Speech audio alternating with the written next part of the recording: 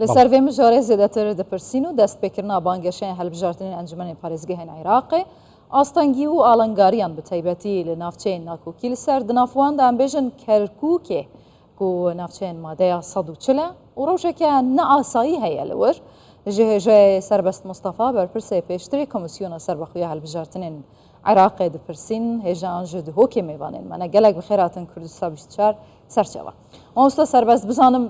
pêşbîniya we bi van hilbijartinên encumenê parêzgehên Iraqê çawa ye? Aya dikarin serkeftî bin? Dikarin bigihne wê armanca ku bû hatiye destnîşankirin?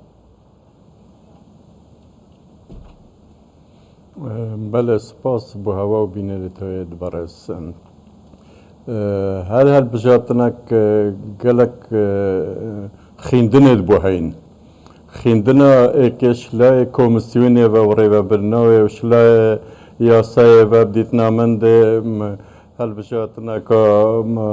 rêkarê wê baş bin lêt mînîtin çawatiya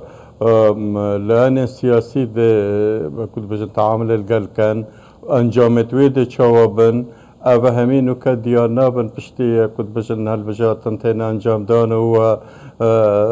encamê wê têne ragihandin şinî kêşê dilistahî dest pê dikin û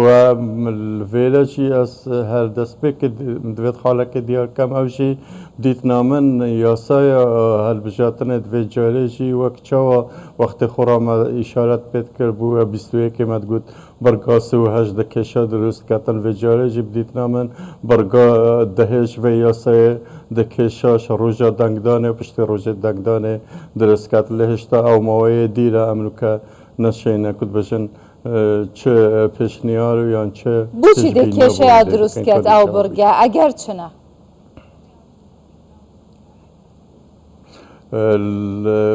Kêşa esasî ev ye çunku du şêwê hijmatina denga heye êk bi amîrêt ku heyn û sala 21 hatîne bikarînan û 2018 hatîne bikarînan ew rêka duyê de bi hemî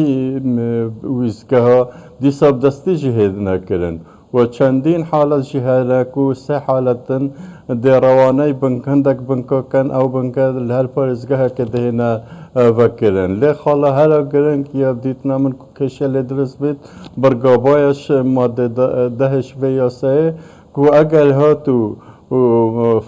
جوازیا فرق یعنی نبینا جماعتنا دنگاب دستی و آمیرا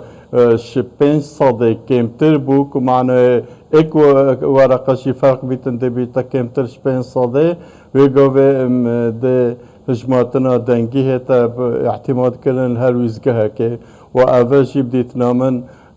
اف یاسایه یهات یا دانان کراسک کرکری بو دیف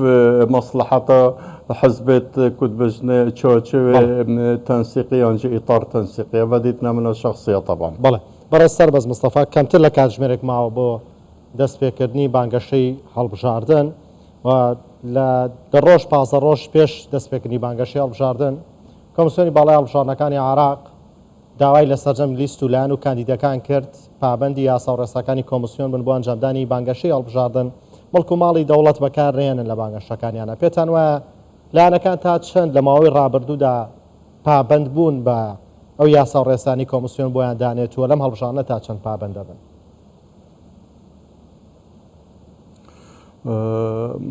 ڕاستە خۆەوە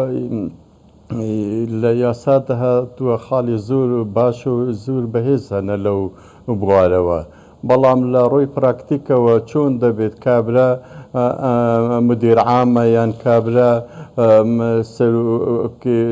قایمەکە وەزیرێکە و ئەگەر لە شوێنەکەی خۆی بمینیت حتى ئەگەر هیچ کردەوەشی نەبێتن بە تەسەوری من لە خەڵکەکە بڕوای پێ نابێت کە ئەمە مەواردی دەوڵەت بەکار نایێت بۆیە دەبا یاساکە خاڵێکی تێدا بە لەسەر هەر کاندیدێک کە لە مدیر عام زیاتر پلەکەی و لە مدیر عام بەرەو زیاتر ئیجازەیان پێ پڕکردە بە عەلەقەل لە ماوەی 3 مانگ پێش ڕۆژی هەڵبژاردن تا خەڵکەکە مطمان بە کاو کابرا ناتوانیت نفوزی خۆی بەکاربێنیت یان مەواردی دەولە بەکاربێنیت بەڵام لەگەڵ ئەوەشدا خۆ یاسا ڕێگای داناوە ئەگەر بزانن لایەنێک یان کاندیدێک مواردی دەوڵەتیان دەوایرەکانیان فیزە خۆی بەکاربێنیت ئەتوانن سکاڵای لەسەر بکەن بەڵام سکالاکەش کە پێشکەش دەکەی دەبێ ئەوەی ئەپرۆڤی هەبێت واتە دەلایلی هەبێتن ئەگەر نا هەر دەبێتە سکاڵایەکی کەیدی و هیچ ئەنجامی نابێت. هێژای سەربەست بووان هەڵبژارتنان بە تایبەتی بوو کێرکووکێ دەبێ ڕەوشانە ئاساییدەوە هەبوونە گروپێن جودا ئەین و هیچ دەمەکێ نەکەتنە ژێر باندورە بڕیار و یاسایان گەلێک بەحسا سەختەکاریە تێتەکردن جەنابێ هەواژی هەمان شک و گومان هەیە یانژی دەرفەتەوەی سەختەکاریە هەیە لە گۆڕی وی سیستەمێک و ئان هادێ هەڵبژارتن لەسەر بهێنەکردن سەختەکاری گەلک شووە یاسایە ڕێکەکە ڕێکادایە ئەوژی کارئینانە هەر کەسێکی حتا چەند شێتن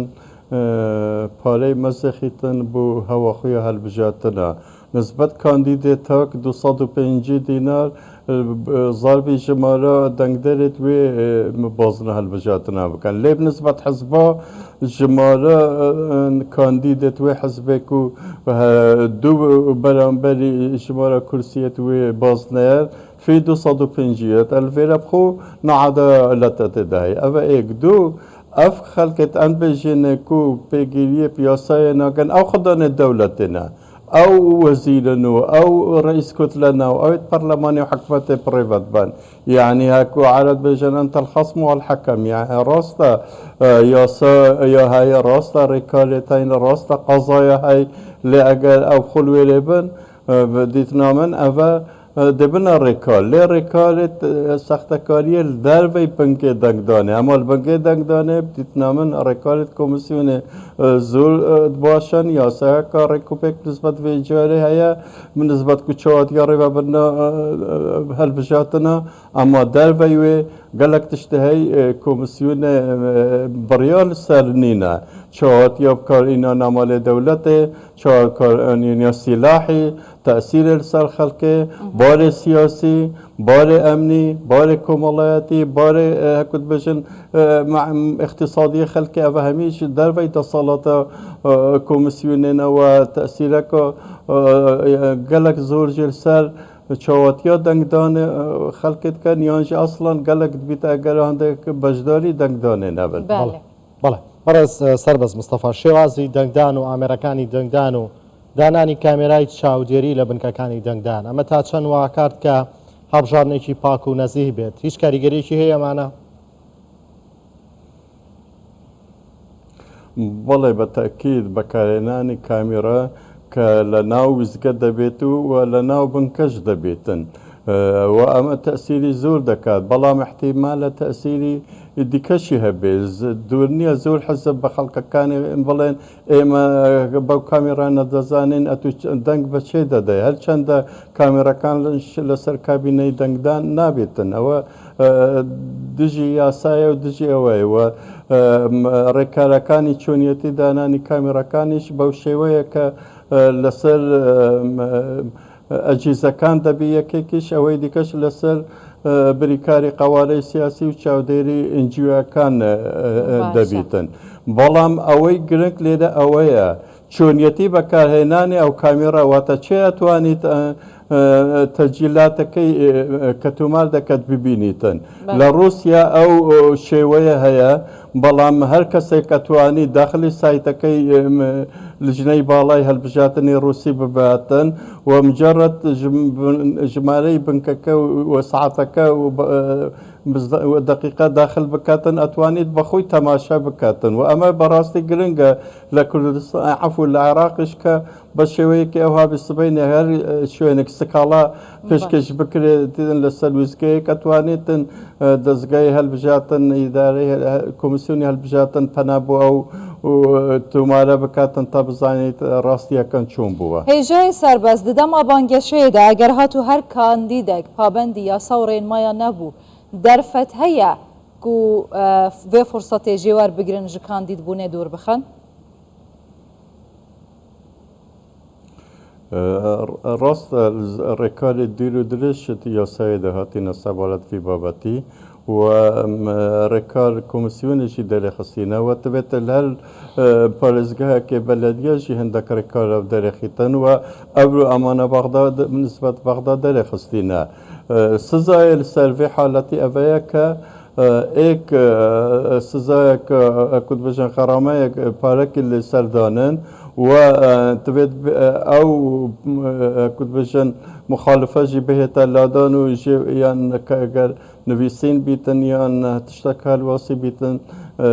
چالا سر کتن و کمیسیون ما جی هیا في حالتی دادگاه جی شکوای کل سر تو مارکتن لی اگر دوباره بود شد غراماوی جی دوباره بیتن و حالت کمیت هین کب گهی تهنده اف کاندیدا ناوی بهت لادان شلیستا کاندیدیه بله حالت بوینه البجاتنت 21 جی و 2016 جی و 14 جی که هندک کاندید هاتینا لادان سر نپگیریه و پوا البجاتنه بله هجای سربست مصطفى برپرس پیشوتر کمیسیون سربخویا هلبجارتنین عراقی جده که گلکس پاس ما مصطفى